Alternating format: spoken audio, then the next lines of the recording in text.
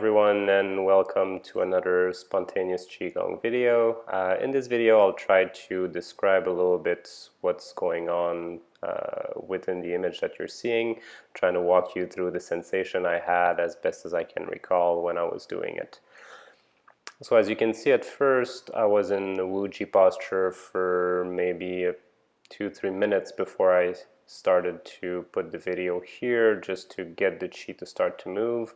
And the first element was really rotation within the daimai, mostly towards my left side, and getting the chi to start to move in synchronicity also with the dumai, the spine waking up.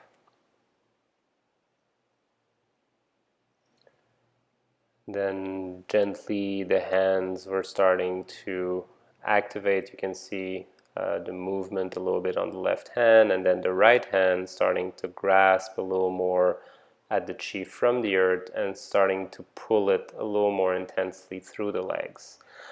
This is kind of a beginning movement that I often end up using unwillingly, but in my spontaneous movement, pulling the chi through the leg from the earth into the lower dantian and activating the rotation of the daimai that's been going on for quite some time. And so as I go along, grabbing the chi from the earth, pulling through the opposite leg into the opposite hip, so going here from the left leg into the right hip and then down the yang channel on the right leg. So kind of creating this loop going around, and then going a little more intense, adding also the left hand to pull the chi up into the lower dantian all the way up to diaphragm and crossing from both sides. So from the left to the right and the right to the left, and then down the back to activate the circulation through the legs, daimai, and lower dantian.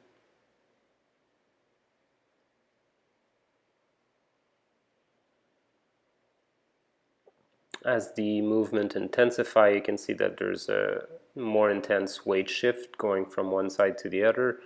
It seems that as I do this, the pulling of the chi through the weightless leg that's being extended allow for a stronger suction of it, whereas the leg that has the weight on seems to have a little more of a downward movement. Here I'm starting to gather a little more the chi from the environment rather than directly from the earth, pulling it through the lower dantian and mixing it between the legs, what I'm pulling through the legs, and then the environment before reaching higher into the middle dantian and the lungs and the heart and all the way up to the shoulders.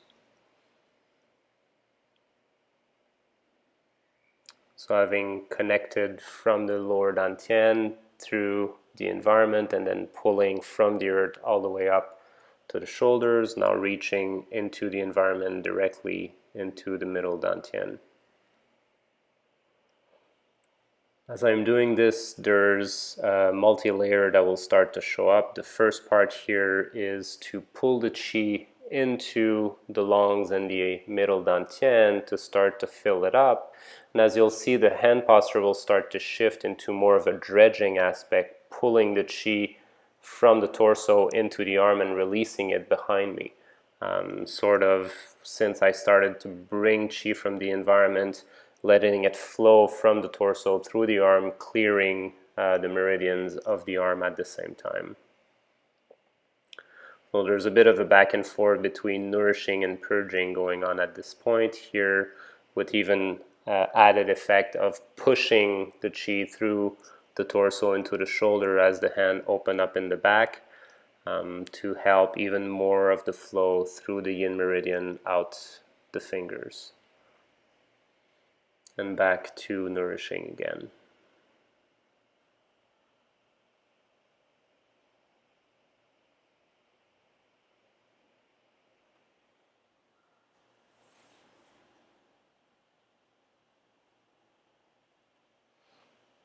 Reconnecting between the lower and middle dantian and gradually reaching back down all the way to the legs. To always reintegrate the work from the different layers, from the different level altogether.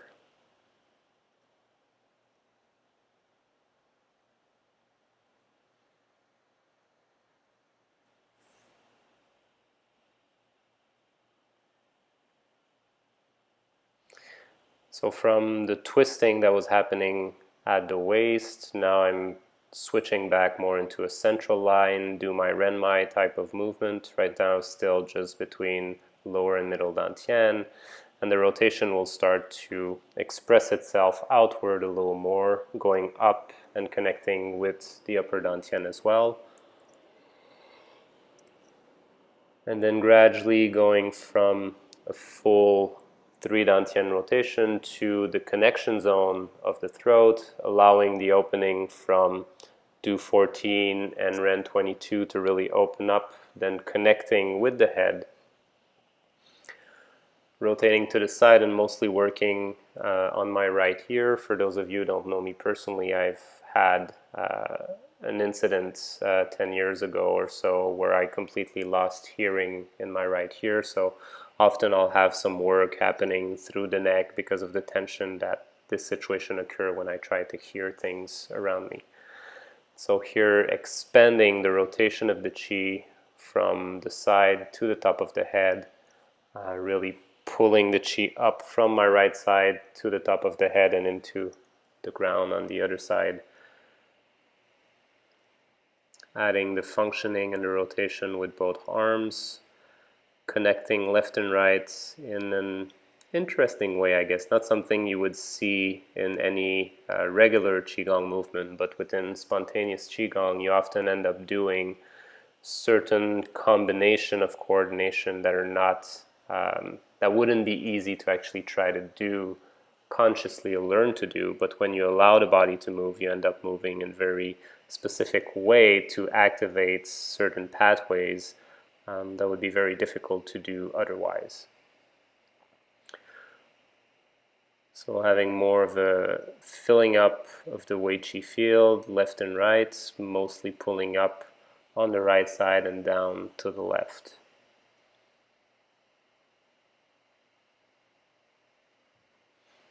Going from a larger circle to a bit of a smaller circle. It's very interesting as you're doing it to feel these waves bringing you up and down and repeating the movement quite a number of times without really realizing it. What's very interesting about spontaneous movement is that you can do a 20-minute session, and then when you stop, you think it's been less than 5 minutes. You really get very deep into a meditative state and completely lose the notion of time as you observe the movement of qi through your body and how it makes you move.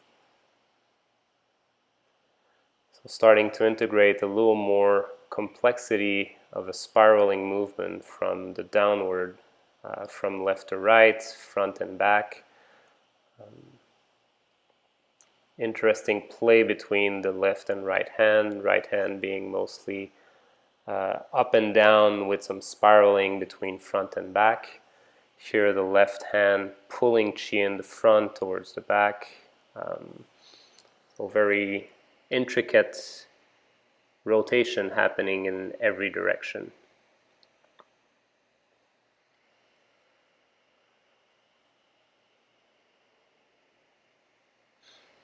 So what was interesting for me in this place, and you'll notice in some point in the video when I'm smiling and laughing, is the sensation of, I could say, joy or very normal, natural happiness, laughing, relaxing, really enjoying the sensation that are coming up. And all the movements come, I would say, mostly from the waist. So the rotation that started from the daimai at first keep expanding, reducing itself, and having that movement going on, being really the engine that triggers the rest of the movement through the arm and through the legs.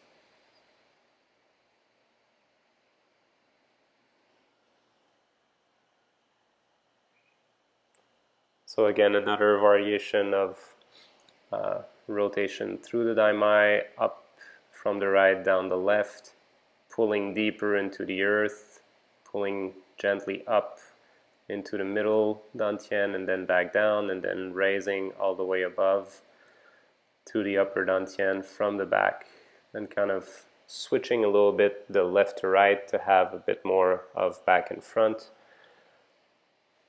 and working on a diagonal line rather than a pure lateral line this time around.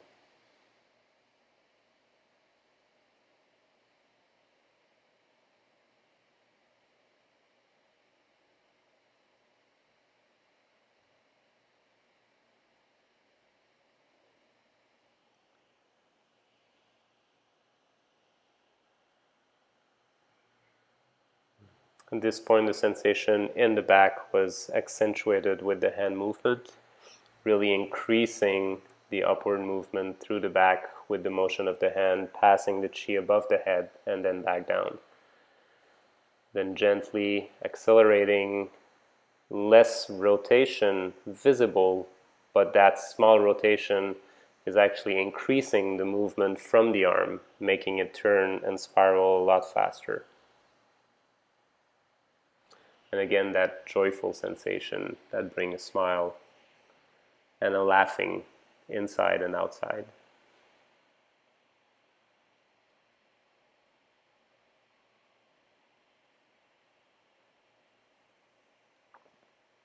As the movement started to increase here, what was interesting is that my weight is not quite in center. You can notice that it's a little more on my left leg, which created a bit of what we could say yin-yang difference between the two legs. The right leg being the yin leg, heavy, supporting all the weight. So the left leg is the heavy one that support all the weight. The right leg being a lot lighter allowed for a little more movement of chi up and down, as my right arm being the more yang of the two, obviously. A little less at this point, but earlier you can notice how the left hand was following with a smaller movement. Here was an interesting mix of blending the front and back and the left and right plane, the back hand really, or the right hand really taking the chi from the back down the front, where the left was more of a left and right, but still working in coordination together.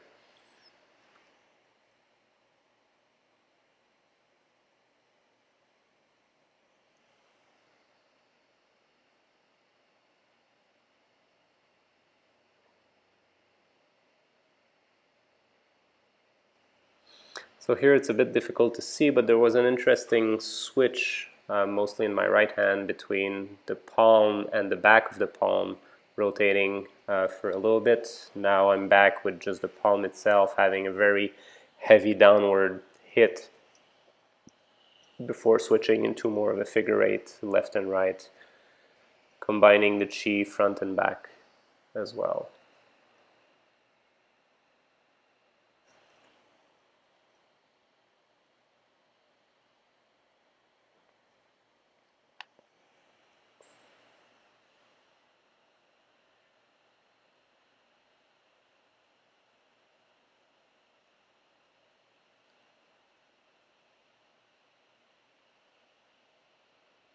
A little bit more work towards the ground.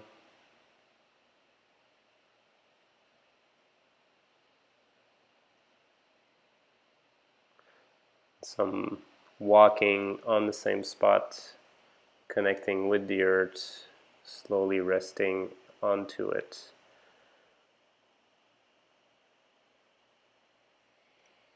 Deeply connecting with the earth, stretching the back of the Tai Yang channel at the same time.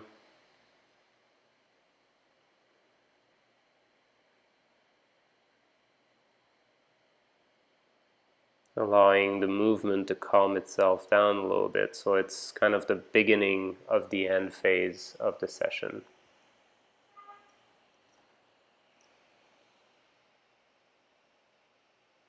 Feeling how the chi is between the hand, feeling the pull all the way up, connecting to the heavens or to the sky, pulling down the chi towards the earth and reaching harmony. Then the last little phase will be just a connection again, slowly feeling the three dot tien, feeling their connection together as the closing phase continues.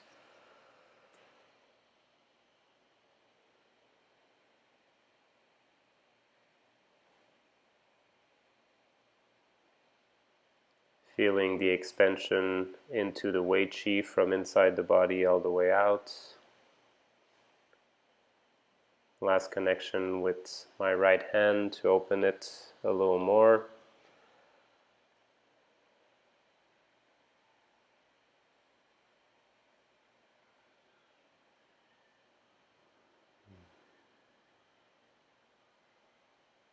Enjoying this beautiful sensation a little more before closing completely.